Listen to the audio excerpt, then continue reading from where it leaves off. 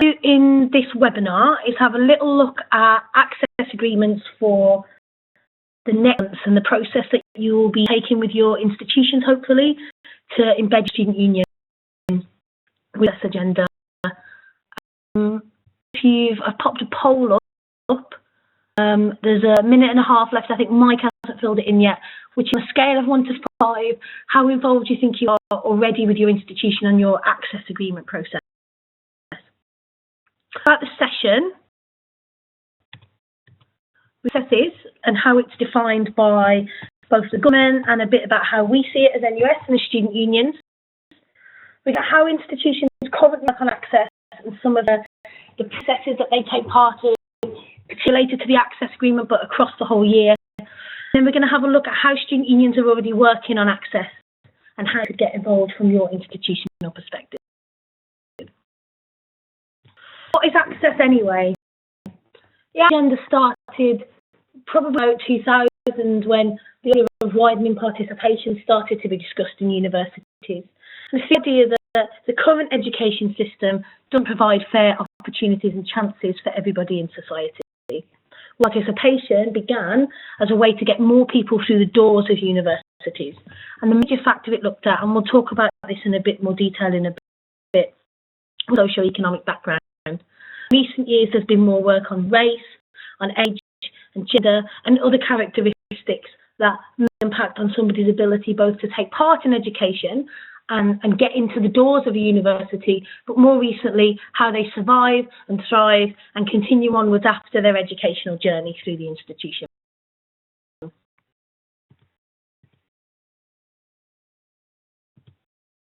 So the education system is built on the same structures as society, and the education functions currently on structural disadvantages. The element here is that in order to make education more inclusive, institutions must be changing to fit learners rather than learners being shaped to fit current institutions. Statistics, these are from the Sutton Trust. The Sutton Trust particularly focus on getting working class students into elite or Russell Group institutions. There's a graph of the breakdown between state and private schools in the United Kingdom. There are around 100 private schools and 3,400 state schools. Look at how that is an entry to the Russell Group. You can see a much higher percentage of private school students are moving into Russell Group institutions rather than state institutions. And this is just one example of some of the educational inequality that we face in the education system. An interesting statistic, which is that if you take the top 30 state schools in terms of exam achievement and top 30 private schools in terms of exam achievement, you're expecting about 2 times, up to 3 times as many state school students to move into Russell Groups than currently do, based on their grades alone.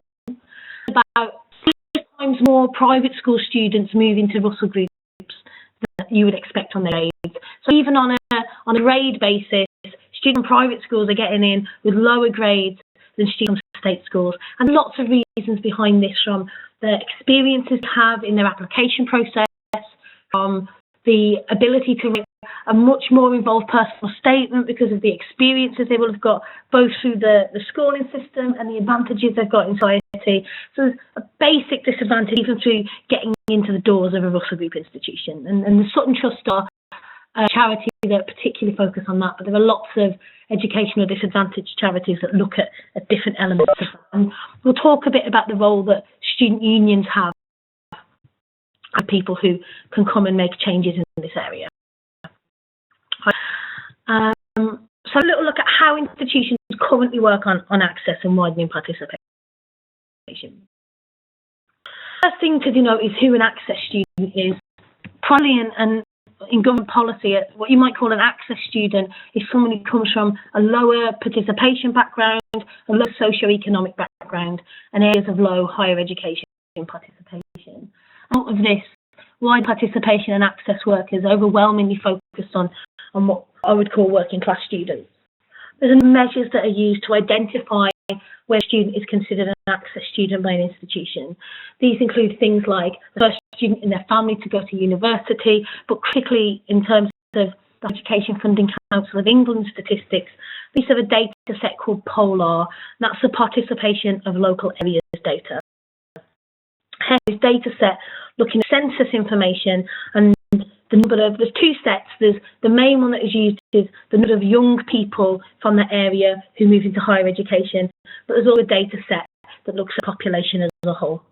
This is broken down into 5 quintiles, from 1 in the lowest group, 5 in the highest. So you'd expect that young people who are in Polar 1 quintile come from backgrounds where hardly anyone goes to university, where those from Polar 5, you would expect most young people in that neighbourhood to go on to university. And we'll have a look at a break here. This is the Greater Manchester area. Go onto the HEFCE website. You can look at your local area and other local areas with this mapping to see where people are or aren't going to university. And you'll see some red areas around the city centre, around more urban built-up areas. That's quintile 1, and expect out in the suburbs and out in areas, you've got a lot more quintile 5 areas. So interesting on this graph is if you map this, so the data sets get updated every 4 years. This is the most recent one. If you were to look at previous years, you can see areas that universities have been working in, and that quintile start to change. So as they start doing access work in local areas, more young people from that area end up going to university. An education life cycle model. A lot of institutions now, as I mentioned before, are looking beyond just the entry point of university. They understand that it's not just enough to get young people through the doors. They have to focus on the process of getting them in, the time before university, and how that impacts on where they see themselves in the future, the time during their educational journey, and where they move on to afterwards. Talk you a little bit through this education life cycle model. It's not the same in every institution, but this is we find in a lot of access agreements. The time before higher education. So this, for a lot of institutions, is about young people again. This could be working with young people in their schools, working with them in college, but also involves work with mature learners in work, bringing them back into education or into education for the first time ever, and a combination of that process. Institutions often focus on is the application and admissions process. This will cover anything from the point that a student first logs into the UCAS system and looks to apply, all the way until they receive that full offer letter that confirms their place at university. So it include the application process itself, the filling of the UCAS form, how you identify what institutions you're interested in, the admissions process, interviews, anything across that period of time. I mean, a lot of universities do work in the local area on that. There is some potential student unions to get involved too. A lot of unions have started doing work on, in particular, is the induction and welcome period. So cover from when you get that offer of a place all until you are considered to be in place. There's some much by the Higher Education Academy called What Works. The evidence from that is overwhelmingly the #1 impact on student settles into their education and has a positive education experience is the sense of fitting into their institution. The #1 area that is the idea that they fit into their course, that they're part of their course community and they feel part of their subject area, but that also includes the communities they build around their study. So that can be in halls, that can be in student unions, the whole gamut that surrounds what it means to be a student at university. Associations consider their welcome period to be a week or 2 weeks across Freshers' Fair, and others have extended it to include the higher first year while at university. And then the final category, which sometimes is split into 2 again, is retention and success. And this is everything about how you thrive and survive while you're in your education, how successful you are, whether that's from an academic perspective, whether that's the grades you're achieving, or in that sense of feeling part of your community. And for some institutions who split this into a second group, is those next steps after study, whether that's going into postgraduate study, the work they move into, or just that sense of achievement after completing their course. Model to consider when looking at access work that your institution does, but also how you might approach access as a student union. So I've broken some of this down a little bit. Some of the ways that institutions work on access. before education, a lot of institutions focus on outreach with local schools, perhaps youth groups. They use polar data to identify the kind of areas that young people aren't going into education. And sometimes, for example, there's the Manchester Prioritisation Model, which was developed by Manchester University but is used by other universities across the country, where they will look at they'll match polar data in terms of breakdown of students in that school, but also exam achievement to try and prioritise and identify which schools they should be working in. Universities offering taster sessions, days on campus, students visiting local schools, all around demystifying and exploring what it means to be a university student in that institution. Application and admissions. A lot of institutions offer summer schools, so bringing students in perhaps for a week, studying university halls, getting tasters of different lectures, and interesting areas in which student unions can get involved there. For example, offering social activities, embedding the some elements of programme into the types of ways that students engage in their union. Some unions offer kind of mini freshers fairs during that period. Your institutions offering application workshops, supporting in their UCAS statement. There's a lot of disadvantage that's been evidenced in terms, as I mentioned before, in terms of what experience you have that you can put into that UCAS statement, whether you've worked part-time in a local shop or been travelling across the world, can look different in terms of whether you're a right fit for the institution. So working with young people on how they mould their applications, how they write their statement, and how they present themselves to the institution.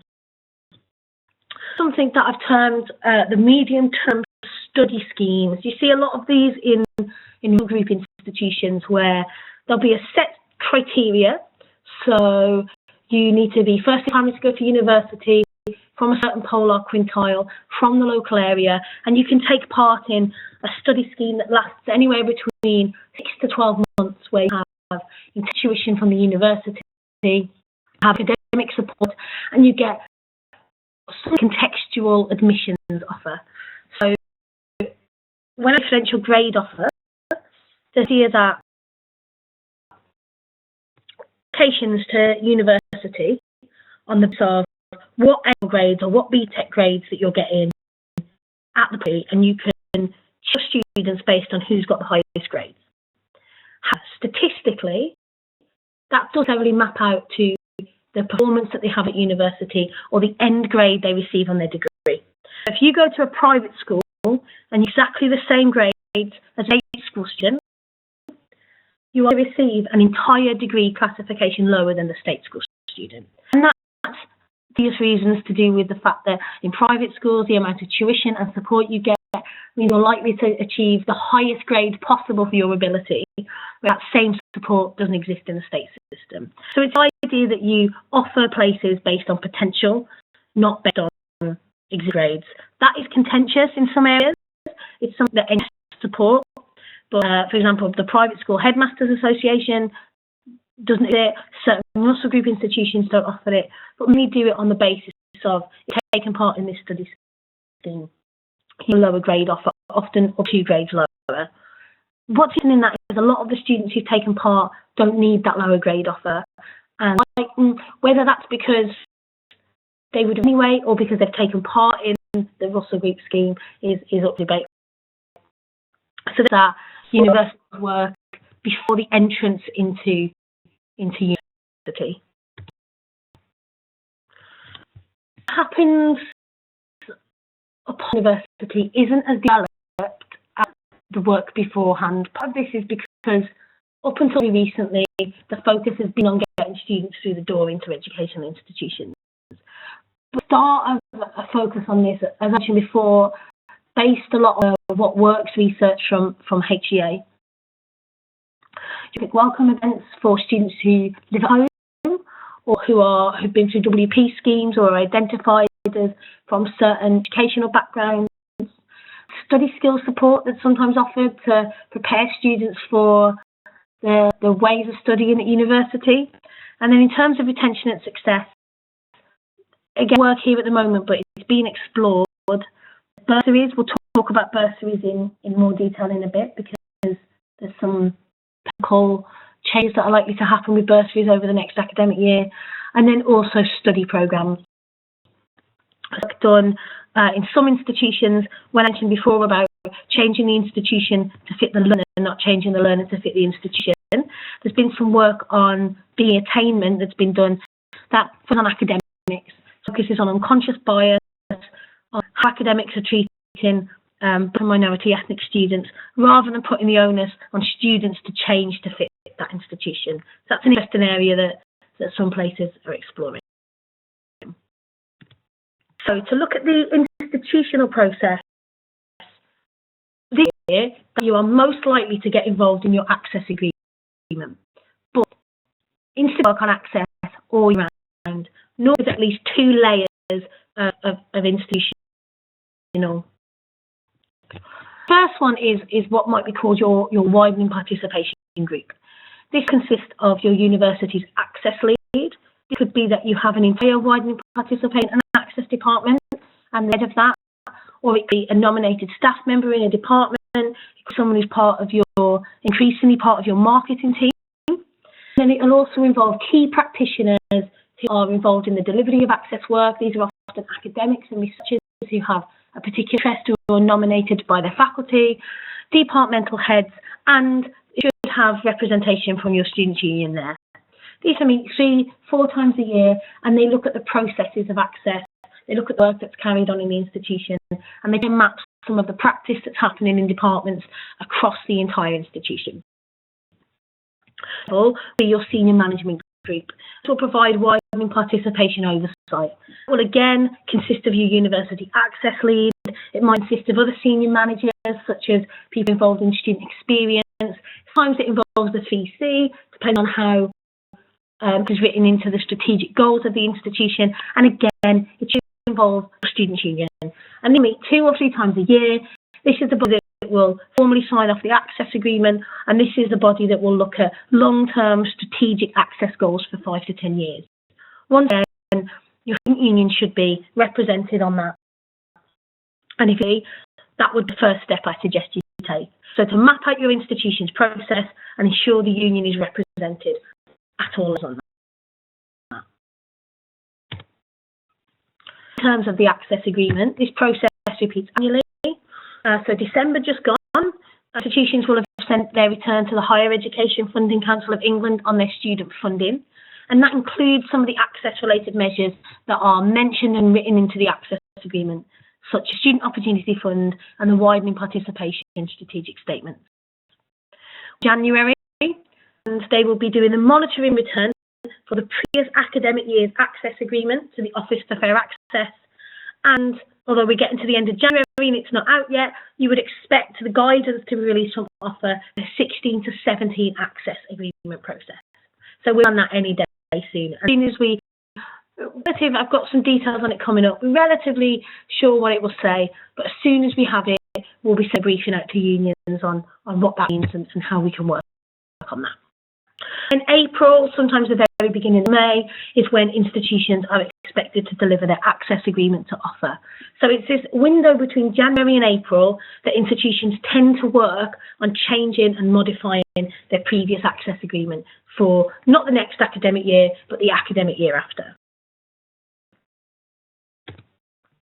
So the area of work for student unions is to begin by engaging with their institutional access agreement.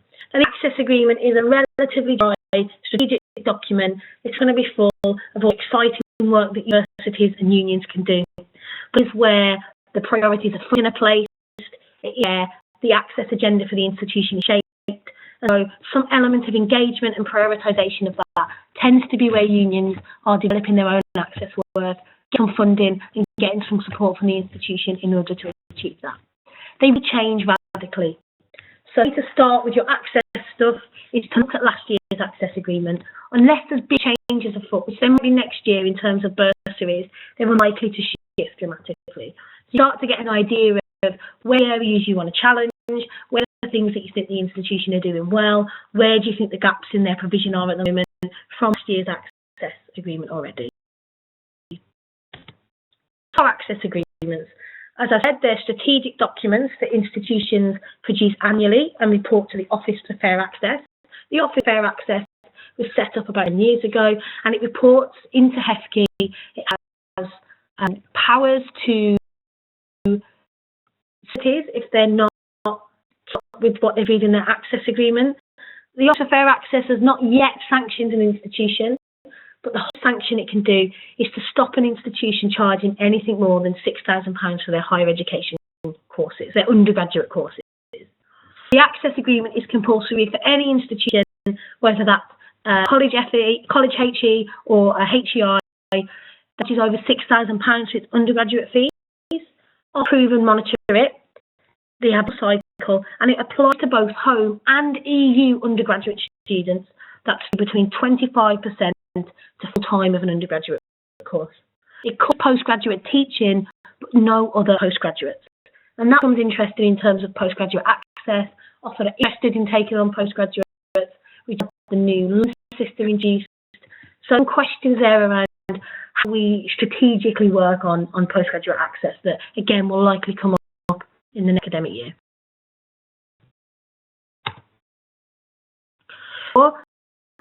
The non-criteria for being an access student tends to be around parent income, low economic backgrounds, and low participation rates in the neighbourhood.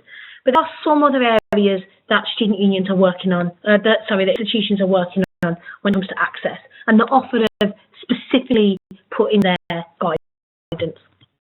The first one is students from some ethnic groups or subgroups. It doesn't include all black students. There are certain black student groups that are disadvantaged within higher education. If we look at ethnicity alone, there are others that have better participation and engagement rates. This can be different based on institutions as well, but really it involves home students, Black Caribbean background, and Black African background. Who've been in care. This is a huge area of work that's been off in the past couple of years, and the new National Collaboration Networks has a specific one that's run by AUS and an institution looking at care leavers, looking at care experienced students, how they can be supported through their educational journeys. And there's also work around disabled students and disabled students are active in their education. This again is going to become very interesting over the next couple of years with changes to things like the disabled students allowance, and how the access agreement picks up some of the fallout from that.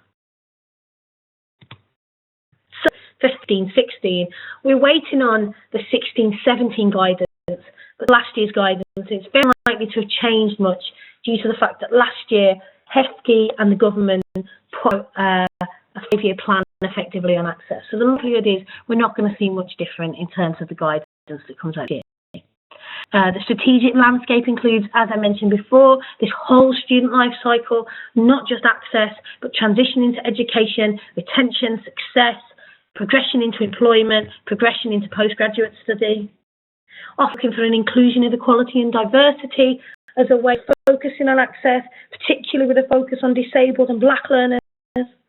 Seeking an evidence-based approach. We'll talk about what that can mean for student unions in a bit, but they're looking to see that the types of interventions are based on evidence, or are at least structured in a way that offer some form of evidence base through the process of delivering the work. I want to see more focus on part-time and mature students. As we've seen, part-time and mature students have bottomed out since the fee changes, and they want to see institutions evidencing that they're taking this seriously and focusing on their needs. There's the collaboration. The national collaboration networks that I've just mentioned have been launched. They want to see institutions working collaboratively. That's really between other institutions. That includes working with schools and other bodies in the local area that care about access to education. And key in the guidance here and key moving onwards is that I want to see consultation and engagement with student unions. So it's not just enough that the institution sends the access agreement to the union and get them to sign it off or give their opinion. They want to see student unions engaged throughout the process. So for the past 3 years, you're able to write their own response to the access agreement. It doesn't have to go through the institution. It can go direct to OFFA. And we've seen institutions use this to some success. In some cases, it's where they've got a decent partnership relationship with the institution. They say that the access agreement's really good. These are the areas the union care about, and that's used in an almost political sense to evidence where the union really cares. We've seen institutions, unions, some bursaries to push OFFA back on cutting bursaries in some instances. We've also seen student unions use the right to reply, to contact OFFA directly and say, the institution isn't working with me, they're not engaging us in this process, and not have got involved and pushed for the institution to ensure that the union is engaged. So this is something perhaps one-to-one basis. If you've got any concerns or you want to get in touch and we can have a chat about how you might approach that. I'll do this now as an exercise, but I think this is the first thing to do, is to follow your institution's latest access agreement. Every single institutional access agreement should be available on OFFA's website. Have it. Is there registered with the Students' Union? If there is, what does it say? And do you recognise the relationship described? So before, since I've sort of put a slate on consultation and engagement with student unions, what we've found is a paragraph appended into the access agreement that says, consultation with our student union sits on this board, sits on this panel, and we access with the union. That would start, but it might be that you want to push them on that, you want to include more union activity in that, and you want to push them on what they mean by consultation and engagement. It's very clear that when institutions are talking directly to students in terms of getting student feedback, they expect the student union to be facilitating that and involved in that. They want to see the student union taking the lead in student engagement when it comes to access agreements. And that's really positive and something that we can build with you for your institution. So, a breakdown on how institutions are working on access. Now look at why and how you can get involved in the process as a union, types of work that unions are doing on widening participation and access. Institutions are expressly expected by OFFA to engage with their union, and you can write in the company statement. That. Areas that student unions are focused on have included, in the past couple of years, securing equitable bursary provision, which includes shaping the bursary package and get the financial provision for students. Those of you whose institutions were involved in challenging changes to the National Scholarship Programme in November of 2013, you'll remember the bursaries were cut by a third. They went down from 150 million nationally to 100 million. But at the same time, fee waivers were scrapped. The need to have to offer a fee waiver was removed. So in previous NSP guidance, only £1,000 per student could be in cash, and the other £2,000 had to be in kind support, which a lot of institutions involved a fee waiver. Government guidance scrapped that. We work with institutions to put all of that money either into cash or cash in pocket style support for students, be that accommodation discounts or money for books in their institution, which meant that although the fund was cut by 50 million with the process, with £29 million more in students' pockets than under the previous system. So we took that money out of the Treasury, out of unuseful fee waivers, and gave that to students. These are some of the tactical ways that students are doing great work in to shape bursaries, understand the political climate, and come back at some of the guidance to make a better deal for students. We've also seen institutions bringing in funds to their union. For big unions, this has included staff members, staff teams, student-led projects. For the unions, it's been funding to support the existing work happening in the union or the existing outreach work in particular. I think that student unions have been very successful in working on is winning specific provision within access agreements for other disadvantaged students. So that includes for leavers in particular and black students. So that unions are currently doing.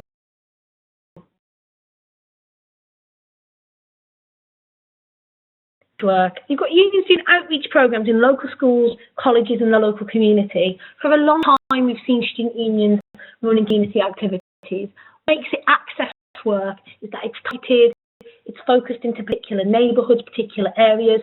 It doesn't have to be all going to university. It can just be about that contact with university students, that ability to come onto campus, And the targeted element of it is what makes access and widening participation work.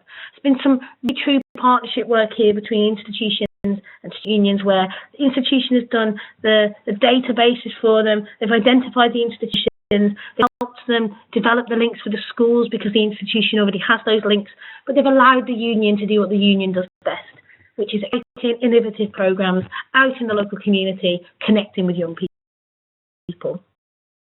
I find that this work, in some of the evidence we've seen so far, is a lot cheaper than what the institution does and more impactful.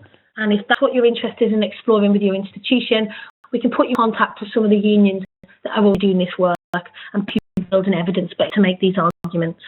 You also find unions providing activities at summer schools. So previously you might have had a summer school, and then the university will have hired out a bar somewhere, they made it a dry bar, and unions are turning around and saying, actually, if we want young people who are coming on these summer schools to get a taste of university life, then one of the things they should get a taste of is what it means to be part of their student union. And lots of unions are starting to receive funding to deliver this activity. We've got on sessions, support, next step mentoring. Again, here a lot of the union activity is tapped into the institution's post-16 work rather than discrete union activity. And sometimes there's a fine line to be had between what's okay to ask students to volunteer for within a union and what should the institution be paying for. So if someone's doing study support or study skills, we expect that the institution would hire them as student ambassadors or some type of scheme like that and pay them for their time. Unions have been doing work like this has often done things that specific student groups have an interest in. So Black student groups running innovative and interesting mentoring through the union for young Black people in the local community, and then trying to get that embedded into the university process, and again, paid work for students. Success is where the big part for unions to evidence what we already do. Institutions aren't really doing so much on retention and success because the evidence isn't there and people aren't entirely sure on what to do. And what's happening tends to tip towards the changing students to fit in an institution, teaching how to study in the right way, or teaching how to be more like mainstream students, rather than challenging those structures and looking at the types of interventions that are already happening, the type of work that's making one student already succeed and another one feel like they're not. Unions do this work anyway. It's the bread and butter of what student unions do. They make people feel at home, they build community, liberation groups in particular, the strengths that student unions have on delivering this type of work. What we need to do here is identify what we're doing as unions, provide some evidence behind it, and provide the evidence to the institution that they should be supporting this work, funding this work, and seeing it as integral to part of their access process. Examples of work that unions have done. Some unions have done some work on engagement in democracy. Some offered bursaries and support for students already in receipt of bursaries to engage in union elections, or chair election processes so students with caring responsibilities can take part, or some examples are working activities, so making bursaries available for students to engage in more expensive student activities and take part in societies that they might not otherwise. It's all about the work that you're already doing, and looking from an access angle, looking at it from the sense of participation, who's already engaged, who's already able to be involved, what are the gaps and how can we plug those gaps. There's a real big opportunity here to get both funding and support from institutions to enable you to do that. Times, bursaries are likely to come on the agenda within the next year. Early provisions of underfed. In last year's guidance, they're encouraging institutions to move some spent on bursaries and scholarships into infrastructure and activity. The core evidence base is that bursaries are ineffective in terms of improving retention and success. They're seen ineffective in terms of who accesses an institution in the first place. There are so many reasons that students are choosing where to study. They're not using it based on the bursaries that they're getting. What we know is if the questions have been asked yet. Effective, we think that the evidence they're leaning on about institutional choice is why bursaries look like they're not effective. perspective. But we're currently carrying out a large-scale research project on this. This will likely be in by the end of the summer. They're looking at different institutions, they're commissioning certain pieces of research, they're doing a lit review on the research that's out there already. So we'll get more guidance and more of a steer of this process. Our political strategy is they want to see highly impactful work. It's not likely that the bursaries are under threat is because bursaries exist as they are. It's because they want to see impact for the work. If evidence comes back and says bursaries aren't impactful, then we want to see the most impactful work for students as well. But until we know what this looks like, how it's shaped, we'll give the guidance from an NUS perspective when it comes in. But this is just one to be aware of. Bursaries are under threat. If your institution this year is trying to push back on bursaries, the line that we would suggest is that the evidence isn't in yet. It's a very radical change to make to your system, that you should wait until the evidence is in hand before you make radical changes to your current access agreement system. A few institutions that are seeing some changes already coming into their bursaries. I guess it's something we can support you in on a one-to-one basis. If you're worried about changes to your bursary systems, drop an email, we can have a chat and we can look at how you can approach that. For unions, as I touched on before, this is about evidence-based access practice. That doesn't mean that you have to commission large-scale research projects. It doesn't mean you have to do surveys. It means you need to think about what you're doing in terms of widening participation. So for an institution, if you were to identify some strengths or gaps in your engagement, if you were to say, students taken part in our societies, but we have a low number of mature and part-time students, we know from this research from HEA that your union has success. We have some funding to try and encourage more mature and part-time students to get involved. Here's a strategy of how we're going to do it. That is access. It's not anything more complicated than that. It's about producing a plan of action, suggesting it to the institution, and then looking and seeing if it's worked. You know, access evidences, it can take years. Some of the work's happening in schools, we know the impact of that for 20 years. So the willingness for trying out new things, innovating, a lot of institutions know that they're slow to act sometimes. It takes them a long time to get things in their processes, but unions can try interesting things straight away, small projects, and see how they work. So there's an opportunity there for you to really get involved in some of the access work that your institutions are trying to undertake. Finally, some questions for you to take away and consider. When union, what area of work might your union be best suited to develop in? You can't do all of this work and nor will anyone be expected to. Often for Russell Group institutions, it's a focus on outreach, it's a focus on putting a student face to the outreach activities that unions, that institutions are taking. But if you're in an institution with a high number of WP students already, it's unlikely that outreach is a successful tactic for you. You might focus more on retention and success. Thinking, what does your student body and your potential student body need in order to become more diverse, become more inclusive? And this is something we can have a one-to-one conversation about and help you to identify in terms of what practice you might take forward.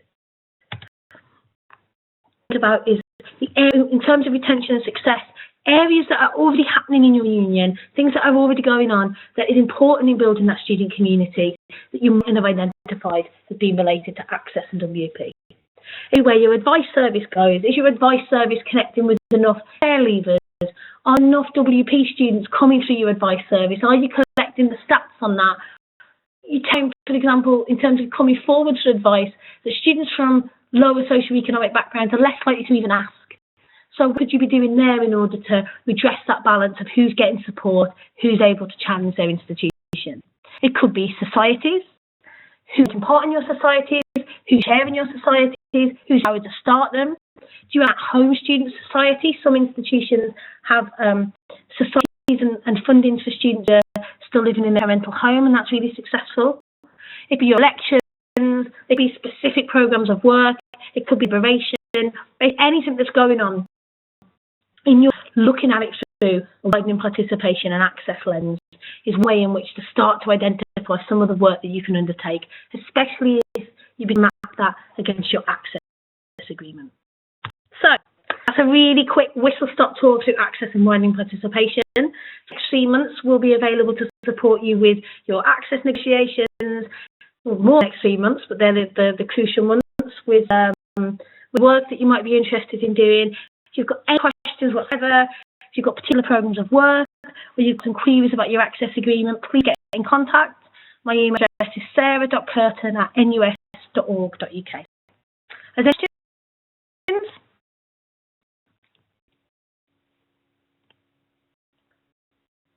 Thank you, Sarah. That was a really interesting webinar. I always find as a member of staff not working on every area, I seem to learn more when I'm supporting webinars. If anybody has a question, if they want to just raise their hand, it's the hand icon. We can mute you and you can ask Sarah. If you access to a microphone, please just type it in the chat box. So you just click on the hand icon as I've displayed.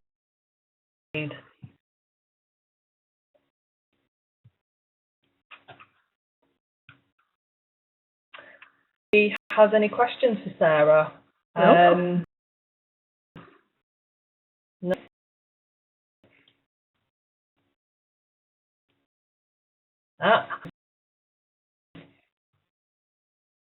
But yeah, I've got questions as you go along, as you start getting to this process. Please bring an email and we'll do what we can to help.